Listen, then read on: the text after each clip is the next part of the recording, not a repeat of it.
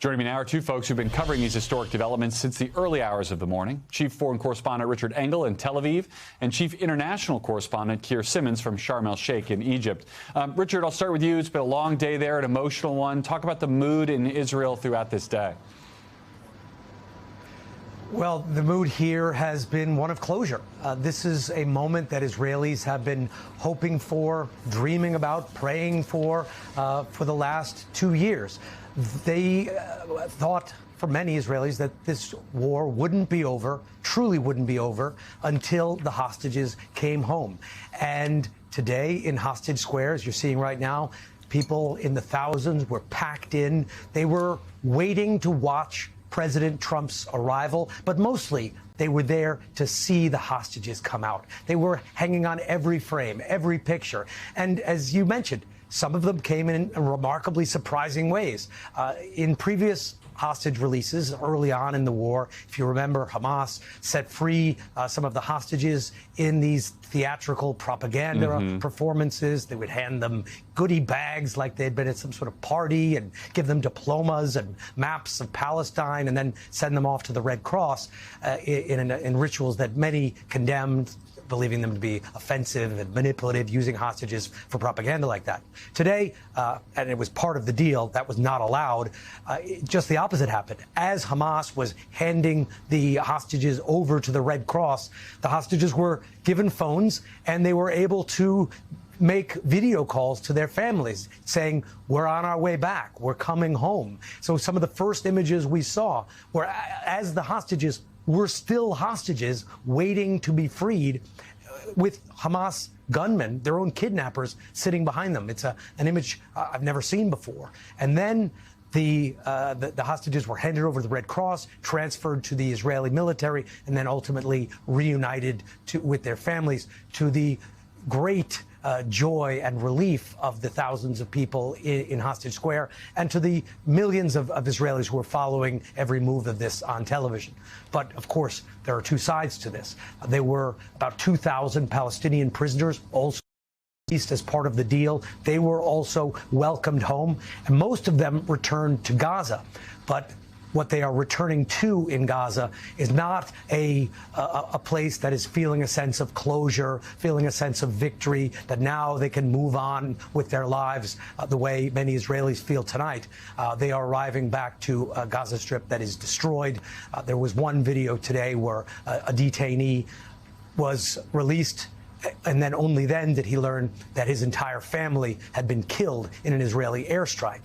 So Gaza, in many ways, is just starting a new phase of this war. It is starting a new phase of construction. Yes, some aid is starting to go in, and aid agencies, including the UN, which have long been criticizing Israel for not allowing in nearly enough aid, and Israel has disputed those claims, saying that Hamas has been hoarding it. Even the UN today said that it is starting to see significant progress, that aid is starting to come in. But so much is needed, so much rebuilding has to start. Yeah, I mean, the pictures are extraordinary across the board. Richard, the other thing that was supposed to happen as part of this phase one was the return of the remains of the hostages who are no longer living. I think only 4 bodies were returned today. How much anger is there about that in Israel? How much is that a potential stumbling block for the rebuilding phase 2 of the peace deal and so forth? There is quite a bit of anger. There have been several statements put out by both the Israeli Israeli Defense Ministry and the Israeli government, saying that Hamas has until Thursday at noon local time to hand over all of the remains of hostages who died while in captivity. And there is an understanding that it would take some time because they could be buried under rubble, and you've seen what Gaza looks like. Only 4 did come out today in batches of 2, first 2 and then another 2, and Israel expressed great frustration and accused Hamas of potentially evading the deal, and threatening that if Hamas does not live up to its commitments, that there would be consequences. And the Israeli military has talked about having to form a potential forensic group that would go look for the hostages. So it could very much be a point of contention. But so far today, That deadline for handing over the reins has not passed. They still have till Thursday. There have been expressions of frustration, these not so veiled threats, but I would say generally the mood here tonight in Tel Aviv is one of celebration and a feeling that finally this is the moment that they had been waiting for, that it has finally come. All right, Richard Engel, thank you for your excellent reporting across a very long day. I want to bring in Keir now. Richard just outlined one potential stumbling block as this deal moves forward. Keir, you're where all these world leaders were gathered today. How confident are they that this will be what the president says it will be, a lasting peace? Well, they are saying they are confident. I think they're also relieved because many of Israel's neighbors have felt the instability of this war in Gaza, worried about it. I think what we saw today was the power of the American presidency wielded by President Trump, and also the limits of it. Let me just give you some examples. We were watching President Trump speak at the Knesset in Israel, where Richard is today, when the German Chancellor appeared next to us and said, "Do you mind if I watch on the NBC monitor too?" Incredible, astonishing that one of the most powerful leaders in the world would have time to do that and just stand with us like that. He wasn't with us for long, but what I think that underscored is that what President Trump had here in Sharm el-Sheikh was some of the most powerful people in the world all just waiting for him to arrive, and they had to wait for hours. He was substantially delayed. And then later, after the events here, the signing of the ceasefire deal, and leaders standing around wanting to be just in the frame with President Trump, the Prime Minister of Italy, Giorgia Meloni, emerged and had time to talk to us. She very rarely gives interviews, but she was effusive in her support for President Trump. She is a supporter of President Trump. But just listen to the way that she described it. Do you believe that President Trump will manage to turn this into an actual peace for the Middle East? I am absolutely optimistic on this, but in any case, we're ready to provide all the help that is needed. I think the international community has to help him the maximum we can. So Italy is here to say we are ready on the security side, for the humanitarian side, for the political side, whatever is needed. This is a very big occasion, a very great occasion. President Trump opened it, but we have to help him. Thank you. We're ready to give him all the help that is needed, and he will need help because there are so many hurdles. The hurdles including how to disarm Hamas, how to do what his 20-point peace plan says, which is to remove Hamas from the political process, how to police the Gaza Strip as there is some kind of a transition to a new Palestinian leadership there. How do you get that kind of a Palestinian leadership that is acceptable to Israel and the wider world? And then, as well as that, of course, that huge question, how do you rebuild Gaza, which is effectively a bomb site? All of those things President Trump faces. What he effectively was doing today was trying to say, I know that history has dictated the future in this region for so long, but let's put history behind us. Many leaders have tried to do that in the past here. The question is whether President Trump, with the power of his personal relationships, wielding what we used to call the bully pulpit of the American presidency, whether he is able to do what so many others have not. Yeah, a lot of work to be done there, a lot of great reporting to be done there. Keir, thank you for that and for starting our expansion into Germany with NBC News Now. I appreciate your work there today. I'm joined now by Aaron David Miller, who served as an Arab-Israeli negotiator for the State Department. He's now a senior fellow at the Carnegie Endowment for International Peace. I want to start where President Trump stopped today with his idea that this is real peace. Do you believe this war is over? I mean, look, I've failed over the course of 25 years in Israeli-Palestinian negotiations, so I'm hardly the person to be giving advice. But let me make one thing clear. We're not talking about peace.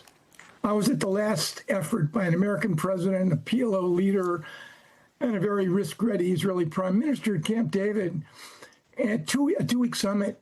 And the 5 core issues, border security, Jerusalem, refugees, end of all conflict and claims.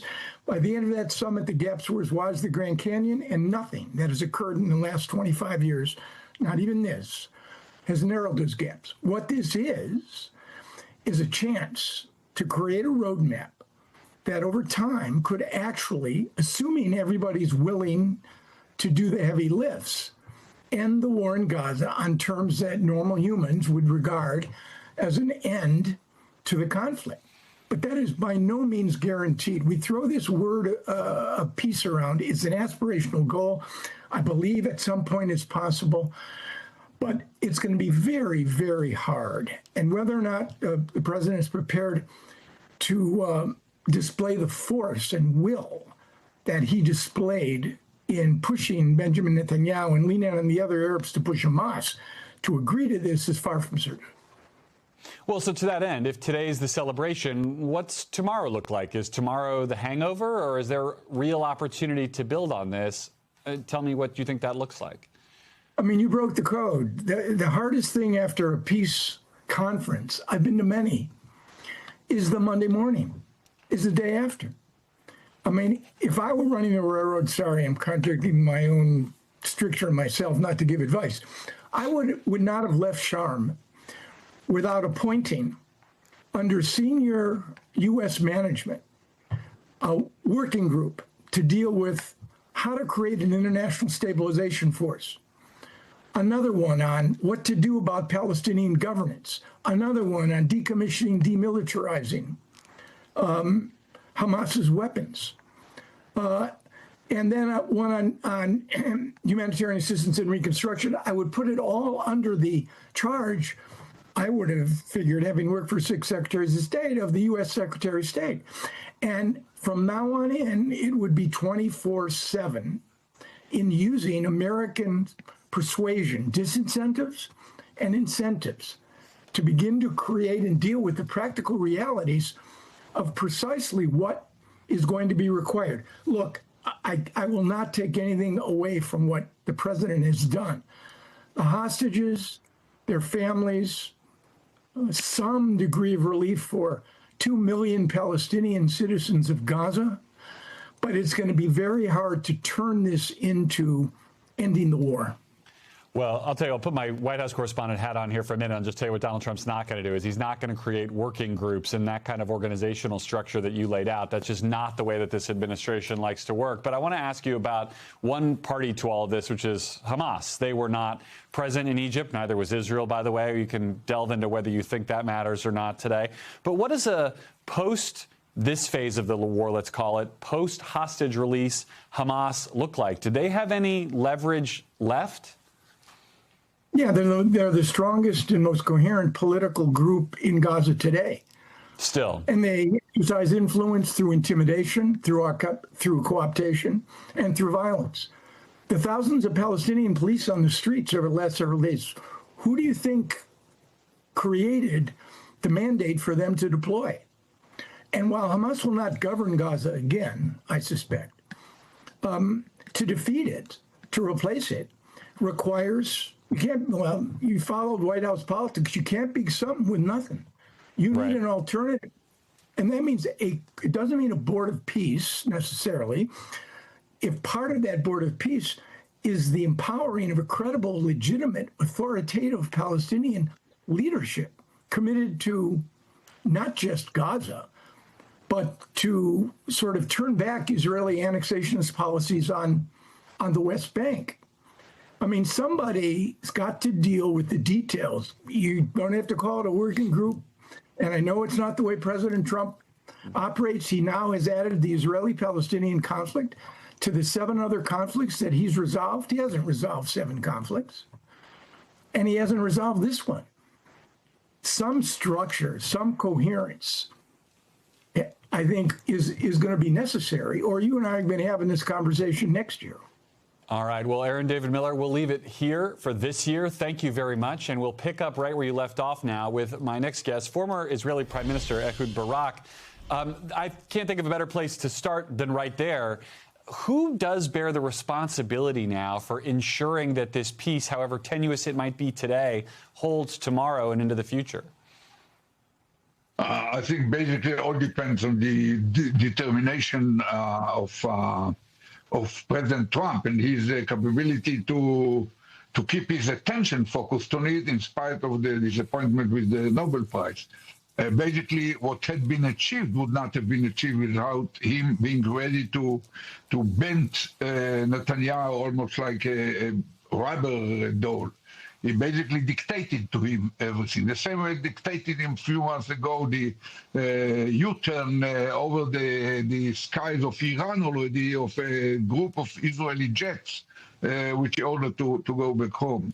And his other success was the capability to mobilize the Turks, where the Turks and the Qataris together, when they are surrounding the Hamas doesn't have a lot of alternative, and he has to submit. So basically, I think that all depends on Trump. If he will be kind of decided and determined, I don't see a problem to bring within a few weeks, and it's really urgent. It cannot wait for several months. Few weeks we should see an inter-Arab / Muslim military force entering into the area, probably through the areas held already by Israel, and taking over the order in the street as Hamas ceased to do it. And then there is a need to build a technocrat government and to reactivate the Palestinian bureaucracy, probably with certain involvement of Ramallah, of the Palestinian Authority. All these are concrete steps should be taken in order to keep it flying. If steps will not be taken, inertia will take over, the dynamics will be negative. You wrote in Time this idea that Hamas, you said you thought was militarily defeated maybe a year ago. They're obviously still a political force.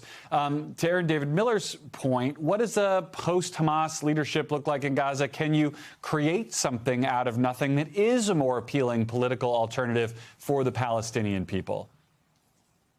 Yeah, so basically the idea of a technocratic government is okay. The only two conditions that Israel can put are, number one, not a single individual who was part of the military wing of Hamas can take a role in any organ of this new entity.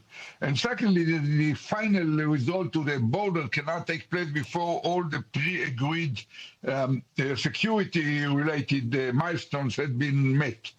So that's the only demand of Israel. So if we have to see the technocrat government, for example, established, it's not a problem. It's not about ideology. We do not interfere in the ideologies, only in operations. So some of the best experts might be Fatah, namely related to Ramallah, and some might be Islamists. We do not and should not pretend to penetrate the dreams or wishes of individuals, only their record and actions. So I don't see a problem. This kind of technocrat government was discussed more than once in the last decade and a half among the Palestinians themselves. It's not something new that they don't know. And you cannot replace the bureaucracy. This is the same 50 or 60,000 people who already are the bureaucracy of 2.2 million.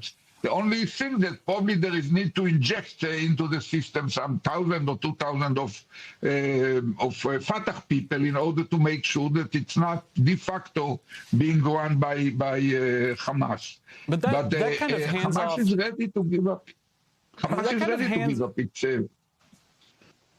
I'm just worried that kind of hands-off approach is not Netanyahu and the Israeli government's preferred approach here. I want to ask you about Netanyahu before we run out of time here, Mr. Prime Minister. Obviously, his political future has been so closely tied with the outcome of this war. What do you think his political future is? And what did you make of President Trump floating the idea of a pardon for Benjamin Netanyahu today? That's pardons are not the business of American president, probably of our president. I'm not sure that it will be even discussed, and because it's involved many preconditions to even consider a pardon. But I think that Netanyahu, for sure, he wants to stick to power. That's one of the reasons why he did not let the war to end. As I mentioned, the Hamas was, as a fighting force, it was defeated more than a year ago. Now there are groups of, small groups of not fully organized, guerrilla, so to speak, terrorists, who can be there even years from now. We still have small groups of people with weapons that belong to Hamas in Judea and Samaria, the West Bank, where we already controlled the area for 58 years. So it's Netanyahu want to stick to power. The question what the Israeli people will say, I hope and believe that they will say thank you, and I use Netanyahu's quotations, his own quotation when in 2006 he was talking about his predecessor Ehud after the Second Lebanese War. He said the following: "Life of a nation is not a personal survival track of a failing prime minister." He said in another, he used the metaphor of the Titanic. He said, to tell us that the one who failed and created all these